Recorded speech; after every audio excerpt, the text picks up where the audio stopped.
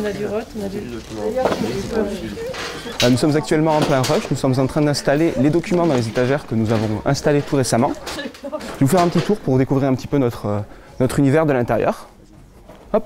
Ici, ce sont les documents adultes. Ce sera toute la fiction, les romans policiers et le roman de l'imaginaire adulte. Vous avez un petit liseré de couleur que vous pouvez voir sur les cotes qui sont ici, les livres qui sont ici, qui indique le rouge pour la littérature adulte. Ça se passe bien, parce que toute l'équipe s'y met, et dans la bonne humeur, et voilà. Alors là, ce sont pratiquement uniquement des nouveautés. Les anciens sont encore de ce côté-ci. Vous les avez juste ici. Donc une fois ces documents seront réunis, ils seront tous les deux au même endroit. Une fois qu'ils seront recotés, nous les installerons définitivement sur ces étagères en attendant la boussole. Ça, c'est du Cthulhu. Alors pour l'instant, nous avons 20 000 documents à peu près actuellement et nous en aurons 70 000 à boussole. Donc ça fera en fait 50 000 nouvelles acquisitions, plus les 20 000 que nous gardons de Victor Hugo. Là, nous sommes en train d'installer les bacs pour les albums jeunesse pour la boussole en fait. Donc c'est toutes des bacs qui étaient utilisés avant, comme vous pouvez le voir, pour les bandes dessinées et les mangas, et que nous récupérons pour les futurs albums jeunesse de la boussole. Nous aurons beaucoup d'autres supports à la boussole, des documents qui sont parfois déjà arrivés des acquisitions, mais qui vont également continuer à arriver. Il y aura des DVD, des CD, mais également des vinyles et des instruments de musique.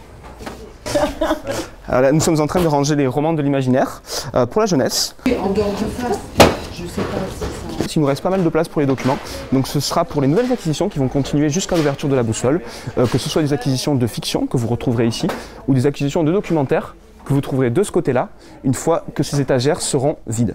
Cette petite étiquette nous permet en fait de rentrer toutes les informations concernant un document.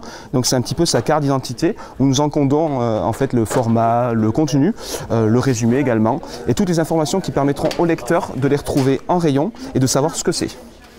Donc cette puce RFID permet de passer le livre automatiquement aux automates en le posant uniquement, et ça permet de le mettre sur votre carte et de l'emprunter.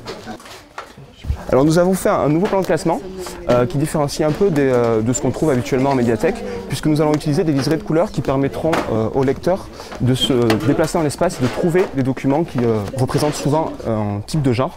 Vous avez tout le salon littérature, donc littérature pour adultes, qui aura le petit liseré rouge par exemple, le liseré bleu pour la jeunesse, et également d'autres liserés de couleurs pour les différents fonds.